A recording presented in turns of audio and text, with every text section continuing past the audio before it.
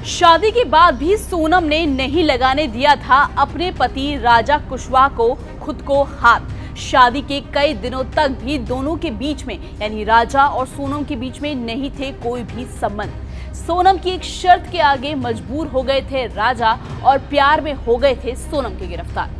नमस्कार, मैं हूं पूनम अधिकारी।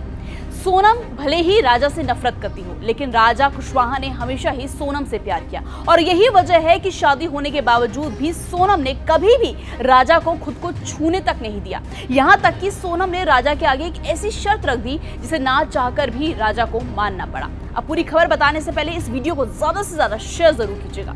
जी हाँ, सोनम जिनकी शादी तो हो गई थी राजा कुशवाहा के साथ 11 मई को इन दोनों ने हंसी खुशी राजी खुशी जो कैमरे के आगे दिख रहा है शादी कर ली। लेकिन क्या आप जानते हैं कि शादी के बावजूद भी सोनम ने कभी भी राजा को खुद को छूने तक नहीं दिया था। जी हाँ, सोनम ने राजा को बताया था कि वो चाहती हैं कि शादी के बाद वो अपने पति के साथ शारीरिक संबंध यानी फिजिकल रिलेशनशिप तभी बनाएंगी जब वो उससे पहले गुवाहाटी के जो बहुत ज्यादा फेमस है, बहुत ज्यादा प्रसिद्ध मंदिर है कामाख्या मंदिर, वहां जाएंगी। वहां जाकर वो पूजा अर्चना करेगी। उसके बाद ही वो अपने पति राजा कुशवाहा के साथ संबंध बनाएगी। और राजा ऐसा नहीं था कि राजा ऐसा चाहते थे, लेकिन राजा क्योंकि बीवी की इच्छा थी और वो सोनम से बहुत ज्यादा प्यार करते थे राजा, इसलिए ना चाहते हुए भी वो सोनम की इस बात के लिए राजी हो गए। लेकिन जब सोनम 20 मई की तारीख को ये लोग फिर घूमने के बहाने ही सही गुवाहाटी गए, हनीमून मनाने के लिए गुवाहाटी गए। वहाँ पे ऐसा कहा जा रहा है कि इन्होंने कामाख्या मंदिर में पूजा वूजा भी की, लेकिन उसके कुछ दिन बाद यानी 23 तारीख को ही राजा